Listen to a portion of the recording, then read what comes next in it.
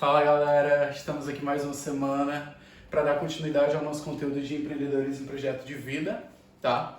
Essa semana a gente vai discutir um pouco sobre como o ser humano ele nasce empreendedor e ele se desenvolve empreendedor com o passar do tempo.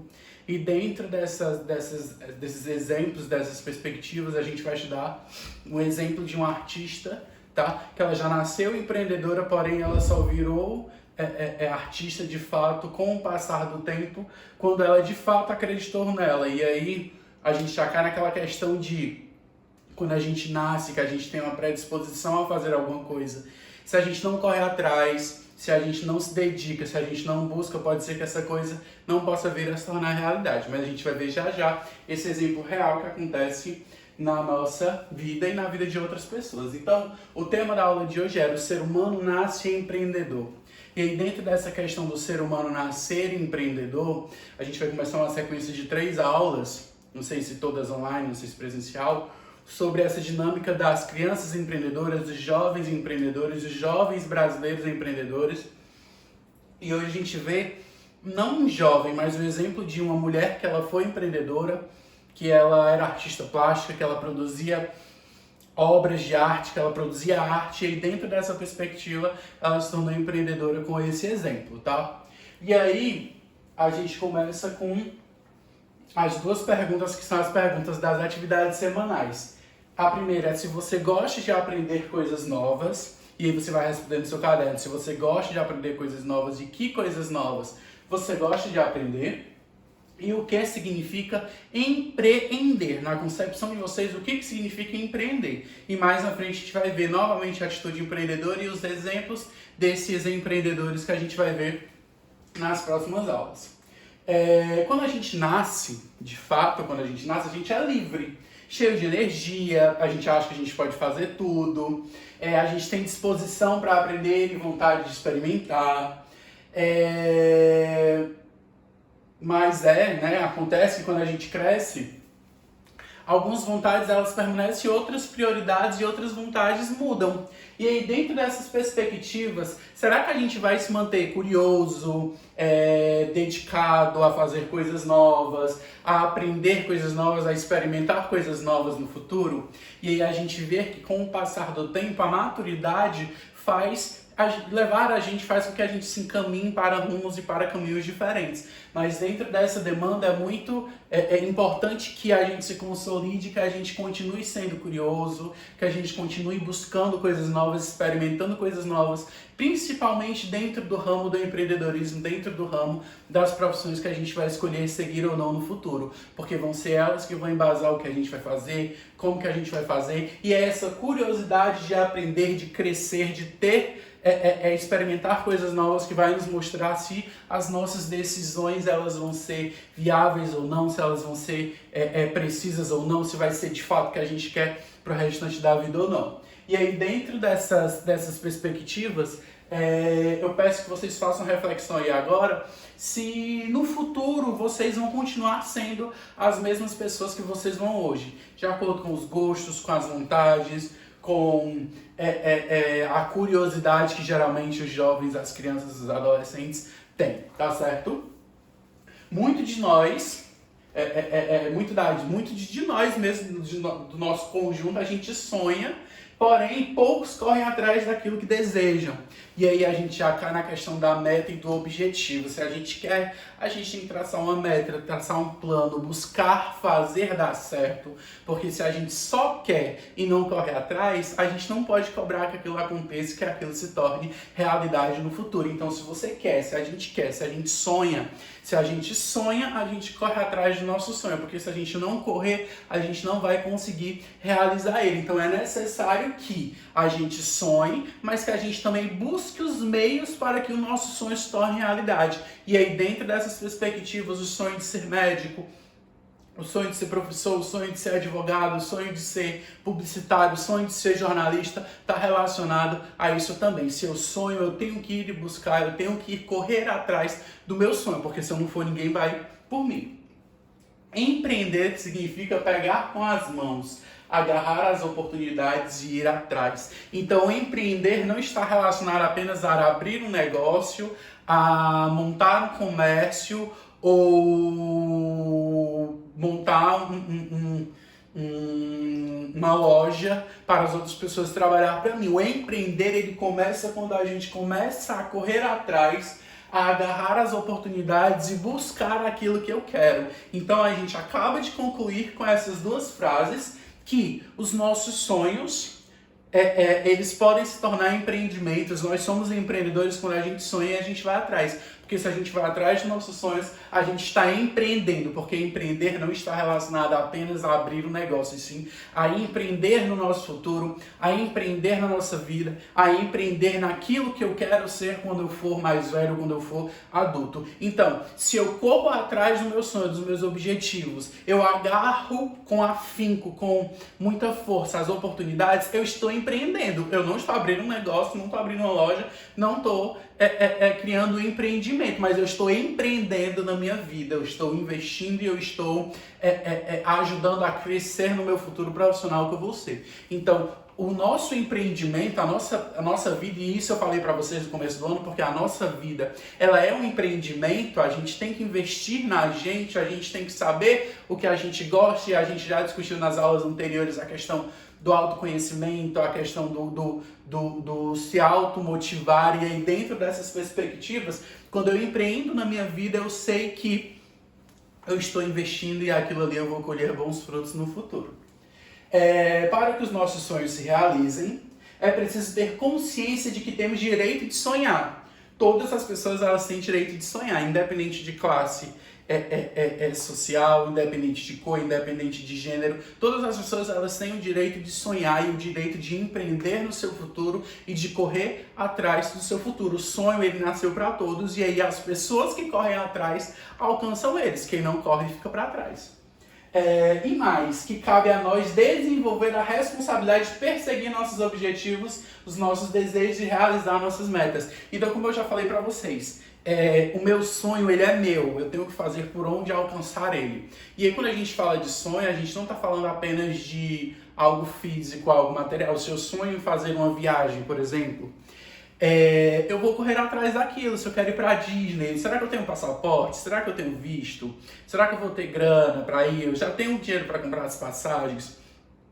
E aí, quando eu começo a empreender esse meu sonho, né, esse meu objetivo, que eu começo a pensar em tudo que eu tenho que ter para eu chegar até a Disney, eu já estou correndo atrás do meu sonho, porque ir para a Disney não é só ter o dinheiro e comprar a passagem. Eu tenho que ter o meu passaporte, eu tenho que tirar o meu visto, eu tenho que saber se eu vou ter como contratar alguém, se eu tenho contato de alguém para fazer as visitas comigo se eu não tiver o inglês fluente. E aí, dentro dessas perspectivas, quando você para pensar nisso, significa que você já está empreendendo, significa que você já está pensando no que você vai fazer no futuro e pensando como você vai fazer isso no futuro, tá? Então, o empreender que a gente está falando hoje não é estar apenas relacionado a abrir um negócio, sim de sonhar, de ir atrás dos sonhos, de buscar os nossos sonhos e dentro dessa demanda tão maior que é os nossos sonhos, a gente alcançar os nossos objetivos. No livro Jeito Harvard de Ser Feliz, o psicólogo Swan Asher indica que é preciso transformar adversidades em oportunidades. E aí, toda a vida eu falo isso, eu vou continuar falando. Durante a pandemia, muita gente transformou essas adversidades em oportunidades. De fazer um projeto social para ajudar o próximo, de pegar o seu negócio que estava guardado e abrir ele, colocar ele como um comércio digital para vender as coisas pelo Instagram, pelas redes sociais.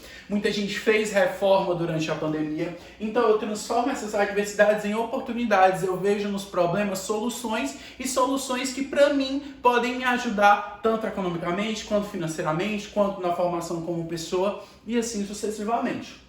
Ou seja, adotar uma postura mental, até porque a gente sabe que os nossos sonhos, eles começam na nossa cabeça, os nossos empreendimentos, eles começam na nossa cabeça, a nossa atitude empreendedora começa a partir de um pensamento. Então, se eu penso em como fazer, eu já estou empreendendo, e o primeiro passo é uma atitude mental. Então, a postura mental que aproveita as situações difíceis da vida para aprender, mudar, enfim, evoluir. Então, sempre diante de um problema vai ter um aprendizado. Sempre diante do problema vão haver coisas positivas a serem tiradas, por mais que a gente ache que seja negativo.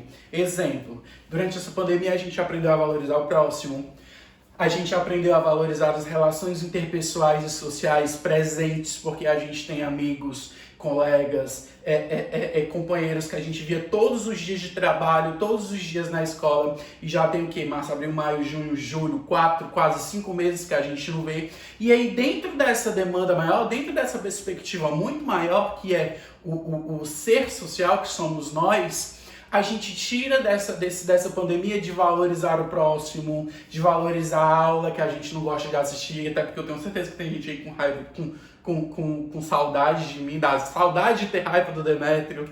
E isso aí tá aí justamente para isso, pra gente aprender a aproveitar essas oportunidades, pra gente pensar que sempre do lado ruim, sempre de uma coisa ruim, existe um lado bom, existe um ponto positivo e existe algo a ser valorizado. Então, existe a necessidade da gente aprender a mudar, a evoluir de acordo com os problemas e de acordo com as adversidades que a gente passa no nosso dia a dia.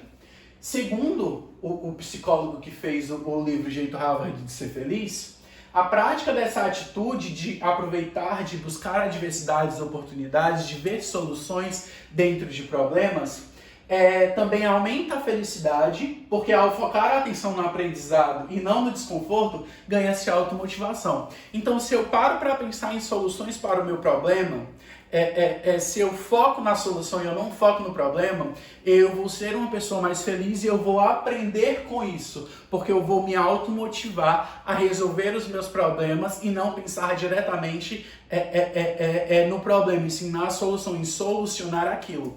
E aí, dentro dessas situações, a gente retira que quando eu foco na solução e não no problema, quando eu vejo pontos positivos dentro de uma situação tão negativa que essa, por exemplo, essa que a gente está vivendo, eu me automotivo, eu foco no aprendizado e eu vou ser uma pessoa mentalmente muito mais saudável. E isso serve para vocês, pequenos gafanhotos que pensam que a vida é sempre uma coisa ruim, que pensa que ninguém gosta de você, que minha mãe não gosta de mim, o meu pai não gosta de mim, o meu irmão me odeia, mas sim que dentro dessa autofelicidade, dessa automotivação, enxergar o problema, enxergar a solução diante do problema, diante das situações negativas, enxergar coisas positivas, enxergar aprendizado, porque se eu enxergo aprendizado, eu vou ser um ser humano mentalmente muito mais evoluído, altamente, né, muito mais inteligente e muito mais automotivado. E aí a gente vai ver agora a artista empreendedora que eu falei para vocês no começo da aula. No Brasil, há muitos empreendedores de sucesso que realizaram obras importantes para enriquecer culturalmente o nosso país. E quando a gente fala enriquecer culturalmente o nosso país, a gente está falando dos artistas plásticos, dos cantores, dos dançarinos, dos atores e assim sucessivamente. Hoje, a gente vai ver o exemplo da Tomi Otaki, tá certo? Que ela foi, porque infelizmente ela faleceu, pintora, artista plástica, ela foi expoente do abstracionismo no Brasil, e a gente já vai fazendo uma ponte com a disciplina de artes da Tia Luiz, tá?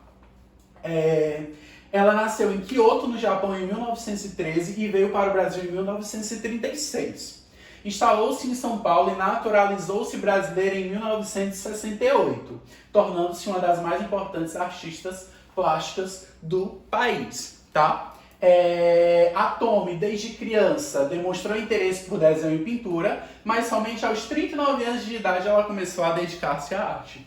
Então, desde criança ela gostava de pintar, ela gostava de criar, ela gostava de produzir, mas ela só se tornou artista e passou a se dedicar à arte com 39 anos. Então, da infância até ela completar 39 anos, ela não fez o que ela queria, ela não correu atrás, ela não foi buscar o sonho dela, que era justamente ser essa artista plástica de uma das maiores contribuições que a gente consegue observar no nosso cenário nacional. Porém, aos 39 anos, não muito tarde, mas também não muito cedo como ela queria, ela passou a dedicar-se à arte.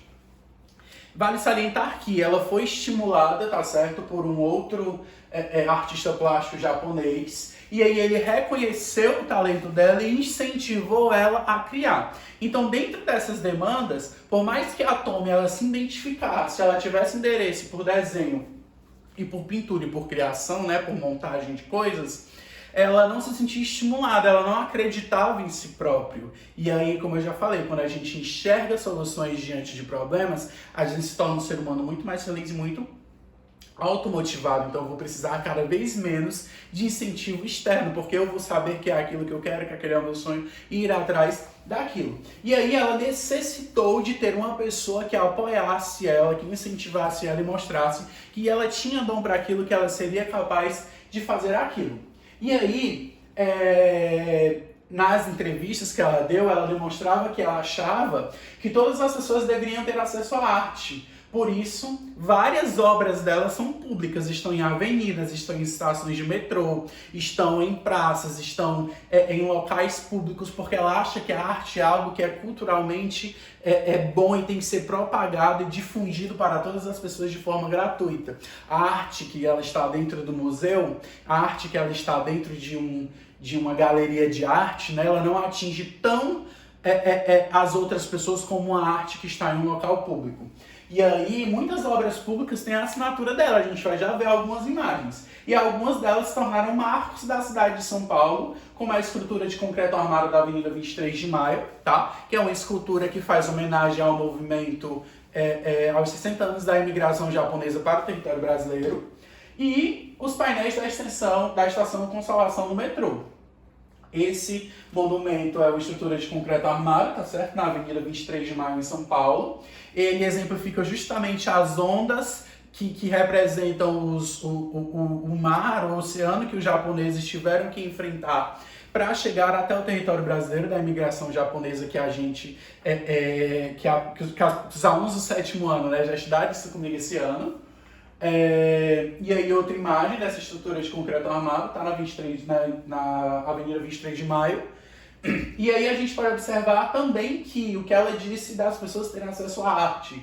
As pessoas estão passando de carro, a pé, andando, elas conseguem, de bicicleta, de moto, enfim, elas em transporte público, elas conseguem ver a arte, ter acesso à arte de uma forma mais natural, né? De uma forma menos tão elitizada, que são as galerias de arte e os museus. E aí esses são os exemplos dos painéis que tem na estação de metrô, na Consolação, na estação de metrô Consolação, em São Paulo. São 4 painéis e cada um tem um significado, tem uma representatividade, tá certo?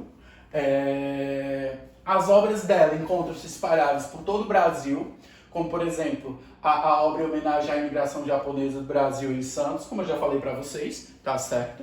Que é justamente a obra que está na 23 de Maio. E o Monumento ao Trabalhador em Santo André, São Paulo, que também é uma obra pública, também é uma escultura abstracionismo, muito abstrata, geralmente vai ter curva, vai utilizar materiais que não são tão convencionais dentro das obras, e a gente vai ver também mais à frente outros exemplos. E aí a gente tem a Tomi, tá certo? Infelizmente ela faleceu, mas ela é uma das grandes pessoas no nosso país, né, que lutou para que as pessoas tivessem acesso à arte de maneira pública. E aí outras esculturas, todas abstracionistas, tá certo? Algumas em anfiteatros, tá certo? Em estações de cinema, estações de metrô. Geralmente as obras delas, a maior parte vai ser em local público, justamente por esse preceito dela de acessar e de mostrar e de entregar a arte, a cultura para todas as pessoas, de forma pública e gratuita. Ela recebeu em 1995 o Prêmio Nacional das Artes Plásticas do Ministério da Cultura e outros tantos prêmios que ela recebeu na carreira. Ela faleceu em 2 de janeiro de 2015 com 101 anos de idade. E aí a gente consegue observar nessas imagens dela, a partir dos preceitos da história de vida dela, que o ser humano ele nasce empreendedor. Que ela faleceu aos 101 anos no ano de 2015, fazendo o que ela queria fazer desde criança. Fazendo o que ela se identificava, só que ela precisou de um incentivo. E aí ela podia ter colhido os frutos dela, da arte dela, da produção cultural dela, das obras que ela pinta, que ela construía, muito tempo antes dela conseguir, mas aí infelizmente por conta de diversos problemas que a gente não consegue mensurar e identificar quais, ela não conseguiu utilizar isso a favor dela e ela precisou de um incentivo externo. e só conseguiu trabalhar com isso aos 39 anos. Mas esse exemplo serve para que a gente está no momento certo de pensar no que fazer, de pensar no que se gosta de fazer, de começar a empreender na nossa vida, porque eu já disse que empreender não é abrir um negócio de vender passador de slide. Empreender é eu pensar no meu futuro, no que eu vou fazer, no que eu quero fazer, onde eu quero estudar, se eu quiser fazer intercâmbio para o Canadá, se eu quiser fazer intercâmbio na Austrália, se eu quiser fazer intercâmbio, sei lá, algum país francês como Portugal, em algum país europeu como Portugal e França, eu posso, mas eu preciso me organizar e parar para pensar naquilo, porque se eu penso, eu empreendo e o meu futuro ele se torna muito mais fácil de ser colocado em prática. Galerinha, por hoje era isso, tá certo? Lembrando que vocês vão resolver e responder no caderno essas duas questões, tá certo? Que eu tô voltando aqui pra vocês. Essas duas questões, essas duas perguntinhas que eu fiz antes da gente começar, tá certo? Só passar aqui pra ficar mais claro. Pronto. Você gosta de aprender coisas novas? Por que você gosta de aprender coisas novas? E que coisas novas você gosta de aprender? E nas palavras de vocês, o que significa empreender? Mesmo diante da gente ter entendido, eu quero que na palavra de vocês conceituem o que significa empreender, tá? Muito obrigado pela participação de vocês, muito obrigado pela a parceria de sempre. Toda semana vocês estão aí, a maior parte, uma boa parte das turmas assistindo às aulas, isso é muito bacana. Fiquem em casa, se cuidem. E se Deus quiser, já a gente está juntos novamente em sala de aula. Tchau, tchau.